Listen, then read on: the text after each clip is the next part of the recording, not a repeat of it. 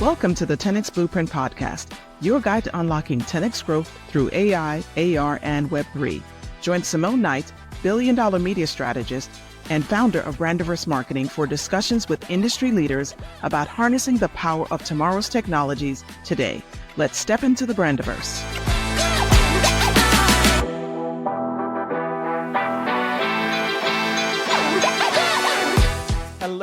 Hello, everyone, and welcome to this week's episode of the 10X Blueprint Podcast. My name is Simone Knight, and I am your host. Today, we have an amazing conversation planned for you today with my special guest, Arlesha Amazan. And before we really get into it, let me give you a little introduction about this woman. She is fantastic. She's amazing, and you're going to love her. So Arlesha is the host of the Hey, It's Arlesha podcast, streaming on Apple and Amazon, and she is a seasoned sports marketing executive. She's a champion of brands and athletes. Her career mix entails working with prestigious companies like CAA, one of the world's most valuable sports agencies, and working with the likes of NBA Hall of Famer Dwayne Wade, four-time NBA champion Stephen Curry, and with champion brands such as Ally Bank, Google, and more. So without further ado, I would like to introduce you to our special guest this week, Miss Arlesha Amazan. Hello, Arlesha. How are you? Hello, I am well. Simone, thank you for having me. Well, I can't wait to talk with you today because there's so much to discuss. You and I have so much in common. You're on sabbatical. That's a new thing. A lot of people are talking about these days, this whole sabbatical life. So I want to talk with you about that and some of the lessons that you've been learning from that and how you've changed your life and some of the lessons that you've picked up from some of your famous clients in the sport industry. Before we get into it, I always love to do some rapid fire questions just to sort of have a little fun with my guest, right? And give Okay, the audience a chance to get to know you. So are you ready for the I rapid am fire? ready. All Yes, right, ready to fantastic. go. So as I said, you've been on a sabbatical. I know you've been on some great trips, which we definitely want to talk a little bit about. But with all of that, question, shorts or sarong? When you are walking along the beach of Saint-Tropez or Thailand or wherever you are, shorts or sarong? I will choose wrong. Oh, okay. So a little bit of sexiness right there, a little flavor for you. Yes, that is my style. By the way, going along, second part to that question, where's the best beach or best seaside vacation that you've taken so far? I think Turks and Caicos. Turks and Caicos for me has the best waters that you can find on the beach, so I would have to choose Turks. Okay, Turks and Caicos. All Yeah. right. And while you're in Turks and Caicos, cocktail on the beach or champagne? So I am going to choose champagne just to speak celebration into my life, going into the summer, the rest of the year. So champagne. Ooh, okay. All right. That goes with the sarong too. I like it. Yes. I like it. All right. Most fun vacation activity that you've had so far while you've been on sabbatical? On sabbatical, I mean, I can't stress enough that it's hard to choose. I've had some fun activities, but if I had to choose a fun vacation activity in general, I would have to go back to taking a dance class in Ethiopia. That stands out for me. Wow, I cannot even imagine what that must be like. Oh, the colors, the Yes, sounds, the feel of the drums. Oh, yes. Love it. absolutely. Love it. Love it. Okay. And this is a great question. I can't live without fill in the blank. Mm. I can't live without my Bible. Ooh, Yeah. surprising answer for me. Wow. Okay, please go into that a little bit more. Yeah, the days where you might need some refreshing, some inspiration, where you need to be reminded of who you are and whose you are, that for me is what I would deem necessary. So every day I need a devotional or a proverb to keep me motivated and going in life. So a Bible would be that for me. I love what you say, reminded of who you are and whose you are. That is lovely. I just love that quote. Oh, okay. All right. Absolutely. Desert island question. Three things to take on a desert island.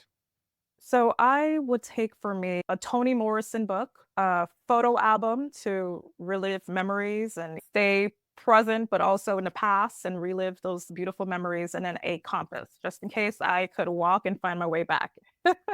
Oh, I love the practicality because I was just about to say a lot of times people don't answer that question with, I would take a fire starter or a machete to cut down things or, twine to make a Right. shelter, right? So Right, you exactly. you said, yeah, I'm gonna take something a little bit more practical with me, a compass. That's fantastic. Okay. So my last rapid fire question is something I call first jobs. So I have a theory that your first paying job is a window into who you will become. What was your first paying job? Not paying by your auntie or your parents or anything like that, but your first paying job otherwise. My first pay job, do you remember Loman's, the retail store? Oh my God, that was a while ago. Uh-huh. Loman's, actually my first job out of high school. Okay. And what did you do with at Loman's? I was just a regular cashier. I remember staying up till 3 a.m. We're not even staying up, more so being in the store until 3 a.m. for inventory nights. Your first retail job, imagine what that would be. That was my role. Okay. And so, were there any lessons that you took away from that job? Anything that you learned about yourself, about others, about the work environment? Honestly, I probably took away learning how to fold properly, as cliche as that sounds. I mean, I'm 18 and just starting out college, doing my first job. So folding up t-shirts and making sure that I know how to place things properly in a closet was what I took away from that. That's pretty interesting because, when I hear Yes. people say that one of their first paying jobs was a retail job, which is relatively a common thing for teenagers. But what I realize about that is that what you take away from it is not being afraid to approach other people Okay, that's fair. and talking and the customer service aspect of it. And for me, going back to my theory about the first jobs, your role in sports marketing and having to approach these athletes and come up with a way to design a brand around them, to me, I think is related to retail Okay. I think that's an interesting perspective. I've never thought of it that way. marketing, right? Exactly. We always So, find a way to take a kind of marketing lesson from everything. I love that about this field. you know what the interesting thing, when I went to school as an engineer and I was not at all thinking about any role having to do with marketing or business, I was always focused on the technology and operations and things like that. It wasn't until many years later when I decided to become an entrepreneur that I realized, man, a business course really should have been required for all Yeah. students, Mhm. right? I agree. Engineering or otherwise, Right. because you really should understand how to start a business, market a business, Mhm. really focus on your product and really connect with others. So it's not just problem solving from a technological perspective. It's also, which is what engineers do, but Right. problem solving from a general business perspective. And the legs that knowledge, once I got it for myself, has given me has really changed my career over the past 20 plus years. So, Absolutely. right? So you're right in that there is a marketing lesson in just about everything that we No, can do. absolutely. Yes. So let's talk about you. Let's talk about your background in sports marketing. Tell me, how did you get into sports marketing? Why that field? So, my background in sports marketing is a very unique ride. I got into it just, plain and simple. It was my passion. I remember being 16 in high school back in the day and being the senior editor of my sports section of my school newspaper. I was really big into sports. I was the one who was going around to all the high school jocks and interviewing them and actually telling them one day that I would represent them. And lo and behold, I got in the field. But I began my career in sports and entertainment in the summer of 2010. I like to call that the summer of the big three. I'm based in Miami, Florida. So the big three for me is a nod to 2010 when LeBron James and Chris Bosh joined Dwayne Wade to form the Miami Heat. So my first job actually in sports was an internship with Dwayne Wade, actually. I worked on his management team and got behind the scenes of managing the ins and outs of an emerging superstar, right? By then, he had already won his first championship with Shaquille O'Neal, but his brand was beginning to take off very globally. In addition to Dwayne, I got some further experience in the sports landscape, working at the Miami Dolphins for a year and a half in their alumni relations department, marketing alumni players like Dan Marino and Don Shula. If you're from Miami, if any of your audience members are from Miami, they would know who they are. I got my first taste in what it means to market players and keep their names relevant while driving brand equity for the football organization in the South Florida community. So I worked for the Dolphins for about 2 seasons. And then eventually I got a call back from the Wade team to return to his management team to manage brand partnerships. So I returned in that capacity. And then after a year, say in 2013, I believe it was, I transitioned over to the agency side, CAA Sports, who at that time was already representing Dwayne and still does. So for me, it was a seamless pivot from independent management to the traditional agency side. And for those who may not be familiar with the agency business, CAA is one of the world's most valuable talent agencies, representing Mhm. Hollywood talent from motion picture to TV, music to sports. And when I say talent, I mean what the market would call celebrities. This agency, as well as the other ones who compete with CAA in the business, handle everything from a talent's casting in a movie or TV show. And for the athletes, handles the on court contract with the teams, handling everything from their contract when they get drafted to contract extensions, trade deals, and so forth. And most notably, a huge revenue stream for the business, the agency business, is endorsement deals. Mhm. So when you see that athlete in a commercial, CAA likely played the role in brokering that partnership with that brand on behalf of the athlete. So my transition to CAA really kicked off my sports marketing career because I started off on the management side and then now coming over to this agency opened up the opportunity to hone in my contribution to the industry from a marketing standpoint. And that's truly where, from a marketing side, at a company like a CAA, that's where an agent or a practitioner markets multiple talent or celebrities and creates value for that talent by leveraging their image and likeness with other Mhm. mainstream properties. That really started and kicked off my sports marketing career. Wow. Okay. So right out of high school, basically, well, not even out of high school, in high school, you had already started on this trajectory. Were you already working at Loman's? Actually, I started working at Loman's right after graduation, high school graduation. Yes. Okay. So my freshman year of college.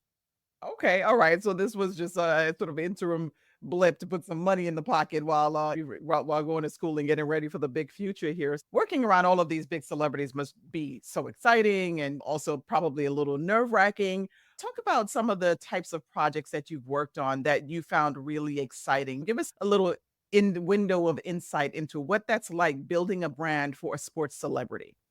Yeah, I think what's interesting is that every athlete has a different approach that you have to take in how you build their brands. I mentioned Dwayne Wade, and there was a handful of other players that I worked with around the league, not to go through a Rolodex of a roster, but also most notably my most recent role in the industry. I worked for four-time NBA champion Stephen Curry at his company, SC30 Inc. And that was a very unique role. I operated as a strategic partnerships and marketing executive, senior director at the company. And my role with him, my project or long term project within that role was focused on building in more equity and value Mhm. into his brand programs and platforms that will hopefully outlive Stefan's career when he retires, right? And so Dwayne, and I think we're going to talk about this more later on in the show. Dwayne was more so building out his brand portfolio around his fashion. When I first started working with Dwayne, again, I give the timeline of 2010. He started to make a name for himself, not only on the court, winning championships with Shaquille and LeBron and becoming a global household name, but he was very strategic in how he built his name in other areas such as fashion. And we built a whole brand portfolio around fashion partnerships. And so that was a heavy part of my working with him. And another player might be I'm working on a project based on their love for, let's just say, wine, right? I think Mhm. that what's interesting about my role or my working in this industry in general is that these athletes cross over into so many other territories and that it sometimes feels like you're not working in sports. It feels like you might be working in lifestyle. You might be working in finance and investments and venture, just depending Mhm. on what the athlete has a passion for and what's viable to build their brand around. So with all of that in terms of and you just mentioned something really interesting I want to double click on, which is the connection between this idea of strategic brand marketing, not just with athletes, but in general, because in my business, I'm marketing brands and helping brands create awareness and sort of expand into different areas and different audiences. But you're doing the same thing because in this case, the product is the athlete, right? And their name and where that can go. So, what about the crossover into fashion, into electronics? Because these days, athletes are moguls, right? They have shoes, they have cooking shows, they have so many different areas. What about that transiency of this idea of the athlete as a brand and how that goes into different areas? Yeah, I think it just comes with the territory now. It's normalized for the athlete to pursue other passions. I think that there have been other personalities who opened up that door in many ways. You can point to the Magic Johnsons, you can point to Mhm. the Michael Jordans who created this permission for athletes to be able to create businesses for themselves and to really make a name for themselves off the court. And with that, if you are an executive or an agent, your job is to find business opportunities and more specifically revenue generating opportunities, right? Outside of the $1 million contract that player has to play for a specific team or league for a certain amount of years. And so if you're trying to create something viable and sustainable, it's in both interests, right? The practitioner and the athlete to say, hey, let's get you activated in some other areas. What do you love to do? What are you passionate about? And not everything will stick and not Mhm. everyone is a brand, but for those who have the justification to actually be viable with creating something that will again be sustainable, be interesting to consumers, why not? This is an opportunity where we're in a creator economy as well, and athletes have participated in that since the inception. And it's great to see how many different ways and trajectories that can go. So, when you're creating this brand for the athlete, something that comes to mind, which is related to this topic of branding in general, as an individual who may want to create a brand for themselves or maybe branch out into from executive to maybe they want to do like a maybe they're working in manufacturing and want to do a line of cookware. I don't know. What are some of the things that you look for in an athlete that says, okay, I think that this could be a good angle for you with the brand? Does the sponsorship come first or was the idea does the idea from the athlete come first and then you go from there? It depends on the context. It depends on, honestly, the market. Sometimes the partnership brings the opportunity, and the athlete can say, hey, I want to take this partnership to the next level and create something new or create a capsule collection. Or it could be the athlete creating this idea from scratch, right? And kind of taking this top down approach, or actually a bottom up approach rather than top down, right? Where the brand says, hey, we're interested in XYZ player and we have this marketing budget and we want to activate.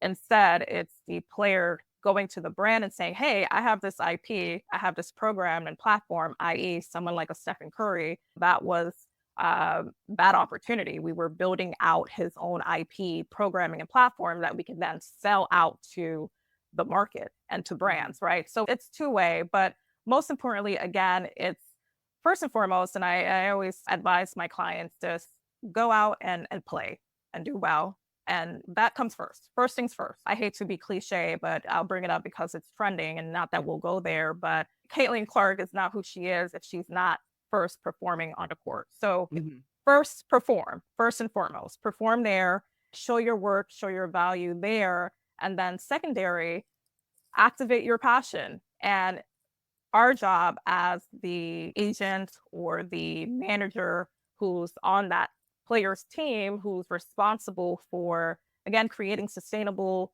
viable opportunities, our job is to ensure that the market will react to it. Our job is to ensure that it's viable, it's marketable, there's consumers.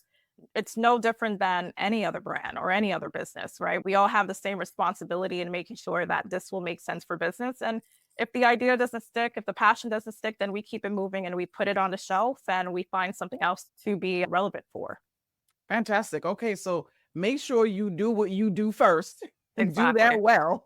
And then from there, those brand opportunities will come to branch out and to create some additional IP as a result of the great work that you've been doing in your field. I think that makes sense, right?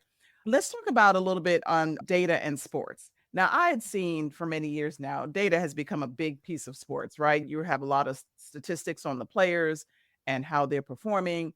And I'd like to see from your perspective in sports marketing, how you see those the decisions for branding a player and expanding their intellectual property, how those decisions are being impacted by not only data, but also AI and data, like these emerging technologies. Sports has definitely become more of a data driven business and industry, right? There's an evolution in how data has been used across the board. So, if you're talking sports broadcasting, if you are someone who watched sports, you've probably noticed it over the years. There's been enhancement to your viewing experience. You're going to get real time statistics, it's going to come up on the screen, and it's going to give the broadcasters commentary that is backed by data, backed by facts, and not just opinions, right? And I think that's been an evolution that we've seen not just recently, but 10, 15, for 20 years, right? And then there's also the evolution of data that we've seen prevalent in sports when it comes to on the field, right? Data that helps to enhance performance of players, but also helps to enhance business decisions, right? Sports Mhm. organizations leverage data to monitor ticket sales or determine when they use dynamic pricing strategies or to craft specific marketing campaigns using data to create insights, right? That's something that I've certainly was purposeful to own in my skills on, digging into insights that's backed by data. Now, when you talk about insights backed by data, that becomes very interesting when you talk about these talent or entertainers or athletes who are essentially brands, right? And Mhm. not, again, not everyone is a brand, let's be honest. But for those who are, you've seen the intention in how they use data. And what I find to be interesting is that there is a correlation between those athletes who you would consider the top iconic players who do what they do at the highest level. It's not only data that helps to elevate their performance, but it's no coincidence that they're performing really well off the court too when it comes Mm. to their brand and marketing and business. Tom Brady is someone that pops to mind for me. He is someone who has leveraged data to elevate his on the field performance and to also leverage his longevity in the game. And he's considered the icon and the GOAT when it comes to the quarterback position. And Mhm. then you also have Serena Williams, who leverages data in venture capital. And you see her incorporation of that in her business with Serena Ventures. And who else can I name? There's Cristiano Ronaldo, who uses data to optimize his physical training. And if you see his body, you can tell he is optimizing something with data because there's not 1 ounce of fat. I find it very interesting how much data and technology has really taken over, really transformed sports, considering that probably decades ago, people would think, oh, jocks don't deal with data and science and all of that. No, no, no. We're just out here playing ball, baseball, basketball, football, soccer, whatever it is. And we let the geeks deal with the data. Now everybody is responsible for data, right? Mhm. Everyone has to use those numbers to improve on their performance, no matter what their performance is. And I love that we live in it. I love that we've all come to this realization how important analytics are to our daily work, to our daily lives, to be honest with you. That's super cool. As we're thinking about how the lessons that you've seen and how your career has evolved in sports marketing, what do you see in terms of are more people getting into this field? Because I don't really meet many people in sports marketing and branding. For me, my journey and my trajectory, I always preface when I talk to people about how I got in. It's a very unique way of getting in. I remember when I was first pursuing a career in sports after college, you didn't really have, if you look at 2024 today, we didn't have that back in 2010 or 20, I think it was 2009. I might be getting my dates wrong. But it was hard to find avenues of getting in besides working for your local sports team. And not a knock to anyone who, works at sports teams, but I, for me, knew that I wanted to be in the industry in a very unique way. And now those who are coming into the industry or those who are looking to pivot into sports, you have a myriad of ways that you can get in. It's not just your sports agency, it's not just Nike and Gatorades of the world. You have venture capital firms who are building out sports divisions, right? You have tech companies that are getting into or that have gotten into the sports business, right? Meta is heavy in sports, Amazon is heavy in sports, Apple getting its legs in sports, even Netflix, even though Netflix try to deny their getting into the sports content, they're playing in the space. And so Yeah, there's they have many live different sports now. ways. Yeah. Hmm. Absolutely. There's many different ways of getting into sports marketing or sports business in general. I love it because it wasn't something that I had on my radar, but I realized that, like you said, there's a lot of legs here where there's a lot of transferable knowledge and skills into gaming, for example, in VC. I love that you mentioned that there's this big investment. And I know the NFL is really focused on getting more a pipeline of people playing the football again to extend the popularity of that sport into more decades because I think that at some point that pipeline was drying up a little bit. And so there is this concerted effort on many different industries to really tap into this thing, which is one of the major veins of entertainment and commerce in America and around the world. The popularity, for instance, of soccer around the world is undeniable, or football, depending on what culture you're coming from. And so I love that.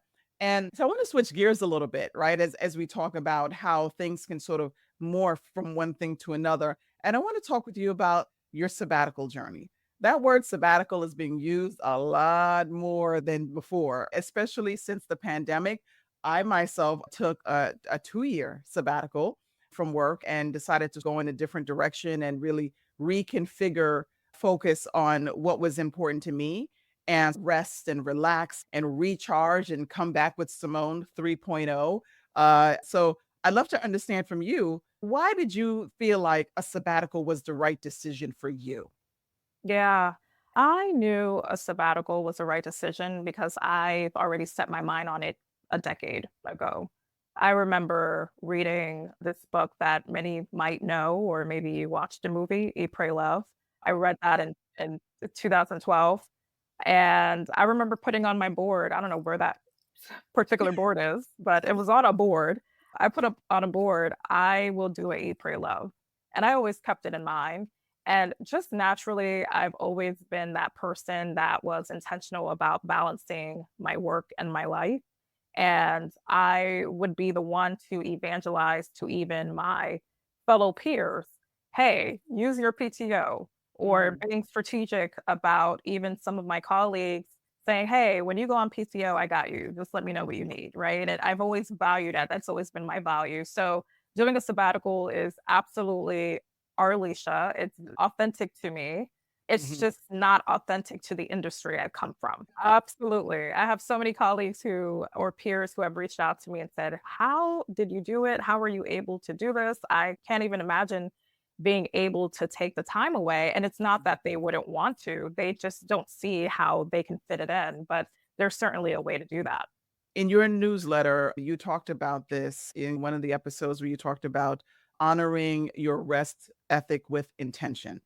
And you gave a list about some things that you should be doing or could be doing on sabbatical. So I want to talk a little bit about that list and also how you prepare for taking that time off. So, what are some of the things that you say to get ready for the sabbatical? What do you need to do? Tell the audience because I know some people are just like, "Oh, a sabbatical. Oh, but can I do it? Is it possible?" And the answer is yes, it is possible when you do it with intention. So let's talk about preparing. Look, yes, you can definitely plan and prepare for a sabbatical. It is absolutely possible. And I would say that the first way you do so is by identifying your opportune time to take it.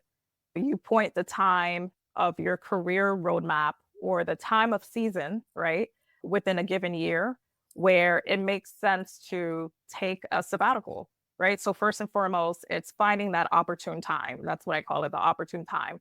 Next, it's ensuring that you have the finances to sustain that time. Get that money. Absolutely. So if you're not working or if you're an entrepreneur, you definitely want to make sure that you're prepping in advance.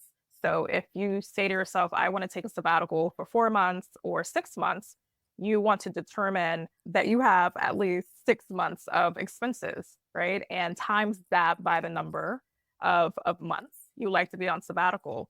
Now, if you are wanting to do a sabbatical while still employed, I would say just take advantage of your work benefits, so like leveraging your PTO bank. Absolutely leveraging your PTO bank. And, also some people have sabbaticals as a work benefit, right? Take advantage of that. So if you are hitting that number of year mark in which your job will offer that sabbatical, if you have that work privilege, take advantage of that. And for those who work in education, they can be strategic with the timing. They have every summer off. Honestly, that's a annual sabbatical. And I'm low key like, okay, should I do education? Should I pivot? Because sabbatical life, it's one to experience. But all jokes aside, timing could work in your favor if you're strategic with that. And the most important point is having work support. If you're taking a sabbatical for, let's say, 60 to 90 days away from the office, you want to ensure that you have a support of people who can offer coverage. And whether that's a direct colleague or an executive assistant, someone needs to keep the ball rolling. So that's probably, I would say, the trickier part of planning a sabbatical. I would say that's a barrier for many Mhm. people. They can't even fathom, okay, who's gonna cover my client while I'm away? And that I could see that being a demotivator for many people to even plan one. But my biggest advice that I tell people is that you have to test it. You have to test it. So test out a PTO week where you can go on vacation and just see how your team performs, see how your client responds. Test it out and be smart about it. You don't want to test it out when it's a busy season. You want to maybe test it out when I would say on a scale of 1 to 10, the importance of that time is maybe at a 6 or 7, right? Okay. You don't wanna test Okay. it out at a 10 because then you don't wanna lose your job, but just test it out and see what the reaction is, and based on that reaction, it will give you all of the data, because we're talking about data, all of the data that you need to say to myself, "Is it feasible for me to take a sabbatical?" And if you find that you continually test out your PTO and the coverage does not work out for you, you might have to come to yourself and use that as an aha moment and say, maybe this is not the place for me if I want to take a sabbatical. Because what's interesting for me, I was able to take a sabbatical not at the place that I even was when I said I wanted to take a sabbatical, right? It took another company and role to create that opportune time. So that's something to keep in mind. I think you've said so many things that I want to unpack. One thing is the importance of the vision, right? To Mhm. have the vision of what you would like to accomplish as a goal, as an objective, write it down, put it in front of you, put that idea in your mind. And then the second thing after the vision is to plan for this break. I decided to leave my current role at the time in order to take the sabbatical, but you're right that you do not have to leave your role in order to take a sabbatical if it is planned. And one of the things that I realized that it obviously is very important in the planning is family support, job support, Right. and financial support, right? You need Absolutely. those three things lined up in order to take a sabbatical where you're taking any more than 30 days off. You've got to have those things: family support, job support, and financial support. That's right. And one of the things that decided that I would like to do is to help companies create this sabbatical benefit for their employees, because to me, it is a talent retention I love that. opportunity and a talent recruitment opportunity if you decide to add this ability to take a sabbatical to your employee benefits. And as we go more and more into certain fields, especially tech fields, and recruiting people who are Gen Z or Gen Alpha Mhm. coming up, then these generations realize the benefit of mental health and stability and time off and using the PTO, as you mentioned, Arlesha. And so, what does that mean in terms of designing that into the health benefit? For me, that is simple. If you say, as a retention opportunity for your talented staff, if you say you're available, your opportunities to get a sabbatical after 3 years, let's say, because 3 years seems to be the sweet spot between when people start to leave a company, somewhere between 2 and 3 years. So if Right. your idea is to retain people, that would be a good time to implement the sabbatical and say that you can take a sabbatical if you as long as you've been here for 3 years. Now, how do you get that financial support? You've got to save towards it. And guess what? We Absolutely. already have those mechanisms in the workplace to save towards these things. We do that with our 401k plan. So you can do a paycheck deduction, a payroll deduction towards saving towards your gross salary for the time that you have off. So if you say after 3 years, you can take 3 months, then okay, then that means you have 3 years to save for 3 months of salary. And you just divide the 3 months of salary over the course of the payroll deductions in the 3 years. And now you've saved towards the sabbatical. That is it, right? And if you have a staff member that is able to float and cover or just cover that with a temporary support, then now the business support is there as well. And it does not necessarily have to cost the business more because the sabbatical is unpaid because the employee is funding their own sabbatical. So to me, that is the way to make this a systematic part of your benefits, your retention plan, and also an opportunity for your employees to get that mental health break and really change the way that we approach the future of work in America. What do you think about that? No, I absolutely love that. I'm sitting here thinking about how I wish that was normalized and offered even in, the sports and entertainment business in a way that it's not necessarily normalized. There's ways in which you can say to yourself, okay, for certain industries that sounds more realistic, right? But I think what's been tricky in my industry for so long, especially for those who have roles where you are attached to talent, because especially talent who always has something going on Mhm. year over year over year. Think about, let's step away from sports for a second. Think about your favorite, and for your audience members, think about your favorite actress, think about your favorite artist, your musician, and think about their schedule. Now, imagine if you were their manager.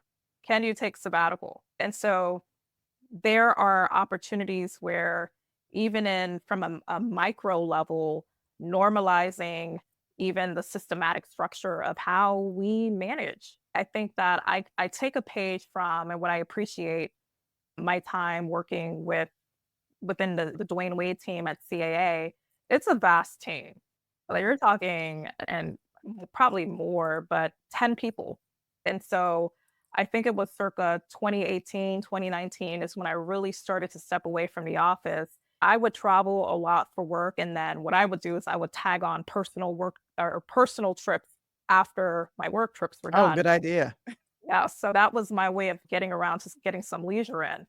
But when I was finally taking time away from the office for my own leisure trips where I could take that trip to Ethiopia and take a dance class in Ethiopia or go away to Kenya and be in Africa for a week, I was able to do that when we expanded our team, right? And we had coverage. And now we had people at the office where I could say, you know what, she's got it. And So how did you do it? What did you do? Was it a matter of training? Was it a matter of building the knowledge base, adding staff? Tell us how you did that while so you were basically doing these micro sabbaticals, essentially. I'm coining that term right now, micro sabbatical. So tell us how you aligned the work life with that. yes, and I wrote about micro sabbaticals as well, finding opportunities to take time away from the office, even if it's 1 month. A micro sabbatical could be 3 weeks. It doesn't Mhm. have to be overly extended. But yes, it's training your team and it's trusting your team because you can train and not trust. And in trust, it's training, trusting, bringing on other experts who you're not the only expert at the table. I see that a lot in my industry where it's hard for people to even step away for to take their PTO because if they go, there's who's going to be the digital content expert to make sure that the ship keeps rolling, right? Mhm. We were very, not only did we have a vast agent team, but for Dwayne specifically, we had third party agency partners who can step in and say, hey, if I'm not here to oversee the content plan, I know that our agency partner has it, right? Bringing on agency partners and training and trusting all of that really worked out and shaped itself where I was able to take time away to have those so and so micro sabbaticals as well. Fantastic. I think we all know that we should be training people more and getting that number 2 person in place. But again, it's going back to what you said about work ethic and intention, right? So you have a work ethic, so you should have a rest ethic as well. And if you have the vision that you would like to take a micro sabbatical for a few weeks or take a full sabbatical of 3 months to a year or so forth, like anything else, you've got to plan for it. You've got to plan Right. for it in terms of work support, family support, financial support. We talked about the money. You can save towards it with a payroll deduction if it's instituted within your company, or you can just decide to do that on your own and just do the math. But this piece about having comfort in the time off, I think is super important. And we don't really do that a lot, even a long weekend. Remember, now imagine, I know I've done this where I've taken time off on a long weekend and maybe I'm taking the Friday and I'm taking the Monday, but then I'm constantly checking my emails and I'm worried about when I go back to work on Tuesday, the mountain of emails and things like that will be there. And so it's like you end up shying away from taking time off when everybody else is not off because the work is not slowing down at all. Exactly. So, do you have any advice to deal with that anxiety that may come along with that as you try to test out the sabbatical life as you talked about? Just got to suck that anxiety up. That is my biggest advice. You've got to suck that one up. And listen, again, when you have that structure, when you have the team support, when you have that instituted, that will give you more and more confidence to take that time off. And like everything, when you come back from something, there's going to be something to work on. I'm on my last mile or probably last half mile of sabbatical as we're recording this podcast now. And I was able to accomplish a lot during the sabbatical. It was very productive, but there's going to be more for me to have to tackle after sabbatical. And I spent the last, I would say, 4 to 6 weeks prepping my mind. Okay, get ready because we pushed this off because it made sense to push it off. And then we've just got to go and tackle it. And so I would say, and this is something that this is very tactical advice, but something that I did earlier on is I tried to think about, and I didn't obsess over it because I didn't want to spend my time ruminating over it, but create a to-do list of the things that you can make an assumption will meet you when you get back to the office or meet you when you get back from vacation or from sabbatical, so that when you get there, you already have a structure. You have a structure and it'll ease that anxiety for you. Okay, so in terms of being intentional when you come back to reduce the anxiety, I love that. You set that expectation so you're not crazy when you get back. And also, once you do that, I feel like you'll find that you can also make a plan to Right. reduce the potential issues that may be facing you when you return too. So I think that's just a great exercise that we probably all should be doing when we go on a week or 2 week vacation, because I think that's a thing that there's all these potential opportunities of things that could go wrong that you should be able to do Right. some sort of risk plan and response for those things. But while you're on the sabbatical, Arlesha, what are some things that you should do to plan for the sabbatical, that intention in terms of maybe trips you want to take or things you want to accomplish while you're away? I don't think that there's a sabbatical guide, or even if there is, what's Arlesha's guide to the fabulous sabbatical? Yes, and that's why I'm commending myself. I did not have this in my bingo card of starting a podcast or starting the newsletter, but it's essentially that at least for this time. In future seasons, I'm going to go a little bit more nitty gritty about some sports career behind the scenes, but this time around, it's focused on sabbatical. It's giving everyone those tips. And to answer that question, when I decided to take the sabbatical, I purposed in my mind that if I'm going to take this 4 months off, which it ended up being more, what do I intend to get out of it? Intentions can I set? And so I created a list of everything from taking dance classes to perfecting my Spanish and Creole speaking skills to actual pertinent activities such as redesigning my home office or connecting with family that I haven't seen in years. And obviously, the obvious one is travel, right? I've been Right. very vocal about this eat, pray, love travel experience that I had and that I curated. The intentions list helps to keep sabbatical productive. And my opinion is that you don't want to take all that time off and not come away with some personal outcomes because there's a difference between taking a sabbatical and just taking a week off, Mhm. right? I think that sabbatical should be more intentional, right? And so I put down what are the personal outcomes that I want, what are the new goals that I want to achieve, in addition to receiving all of the rejuvenation and the refreshing that comes Yeah, along with let's not forget taking about time the off. rejuvenation. That's right. That's key. That's prioritized. And then secondary is like, all right, what have I not been able to accomplish these past year and 2 years that I can now say I can do? because I don't want to look back at this time and say, man, I had all the time in the world and I didn't do XYZ. And that actually would make me feel worser than before I took Mhm. the sabbatical, honestly. So that intentions list was very productive for me. So this is pretty interesting because I did not think about a specific list that of things that I was going to do before I went on sabbatical.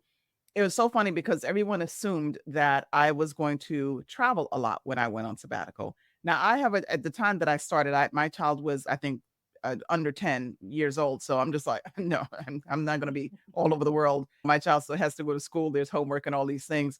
So travel was not really a part of my particular sabbatical time. It was all about rest and rejuvenation for me, to be honest with you. I said, I wanted to enjoy my pool. I want to enjoy time in my backyard and in the home that I spent so much time creating this coziness factor for, and spend time with my husband, my child, and do things like pick her up after school at 3 o'clock and have ice cream on a random Tuesday.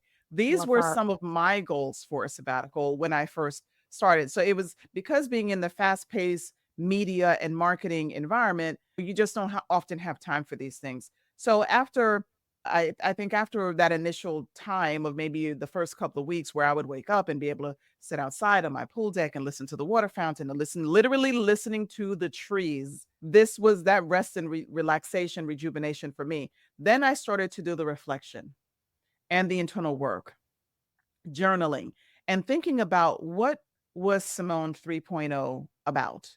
Who do I want to be in this next go around, this next iteration of my career? And I figured out that it was essentially an evolution of who I already was. My brand is always about blending creative technology and innovation.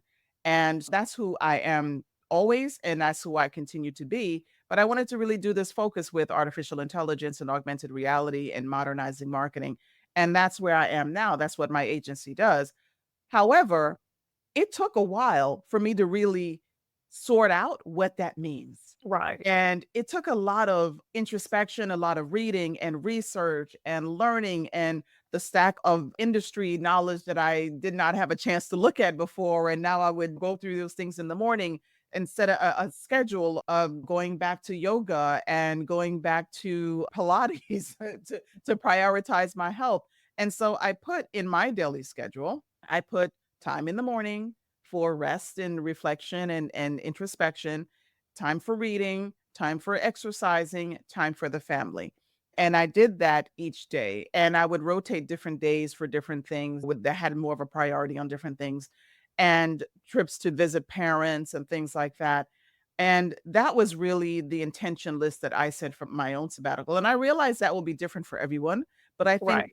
from a category perspective, setting categories of things that you want to do about education, about health, about reconnecting with people, and about your career, and about travel. I think if you create something in each of those 5 categories, I think you end up with a list that is going to be unique to you, but also allows you to look back at it and go, "Yes, I finally did the things that I wanted to do. And now I feel like I have had that rest and I've approached it with intention," right? I love that this discussion about people taking sabbaticals is coming up more and more. And I don't Right. know who decided that only professors and clergy people and educators were allowed to take sabbaticals before. Who decided that? Right. Let, Exactly. let's Yes. take that back. Let's rebrand that, right? Yes. And what we discuss in terms of incorporating a sabbatical as a benefit and a way for talent retention, I think is a great thing. So I'm on the Arlesha bandwagon of let's do this with intention. Let's reinvent the way that we approach life and come back and be better than ever before. Exactly. I love that. I love that for you and I love that for us. Absolutely. Hopefully there'll be more of us taking dance classes in Ethiopia in our near future. Highly or recommend. right? Or salsa classes in Miami. If you're in like Yes, Nebraska or something like that listening, a salsa class in Miami might be the top thing on your list. that's So, right. Alicia, thank you so much for visiting us today and to being on the 10X Blueprint podcast. You have brought some joy to my soul today with our discussions about sports marketing and how you've been able to transform that career and the lives and brands of the famous athletes that you've worked with. The conversation about the sabbatical and planning for that was also very uplifting, and I hope it was uplifting for our audience as well. Any parting words for you? I really appreciated this conversation. I am looking forward to, you talked about Simone 3.0. I am transitioning into Arlesha 2.0, and I'm excited about it. I'm excited to step back into my career as the woman who is harmonizing life and ambition. And I hope that you all can take that in, the notion of what it means to harmonize life and ambition. And that's what I stand for. That's what I'm all about. That's what I'm talking all about on my podcast. And so I'm excited about what that looks like for me, and looking forward to seeing that for you too, Simone. Okay, well, thank you. So, everyone, don't forget to check out Hey, It's Arlesha, the podcast streaming on Apple Podcasts as well as Spotify. You could also check out Arlesha and connect with her on LinkedIn. And the last name is spelled Amazon, just like your favorite package delivery. So, with that, I'll wrap it up in here today, and I'll see everyone next week on our next edition of the 10X Blueprint podcast. Have a great day. Thank you for joining us on the 10X Blueprint podcast. If you found today's episode inspiring and want to stay ahead of the curve on the latest trends in AI, AR, and Web3, be sure to subscribe to our podcast and follow us on LinkedIn and YouTube at Brandiverse Marketing. Together, we'll unlock the blueprint for 10X growth. Don't miss out on our next episode, and until then, onward and upward.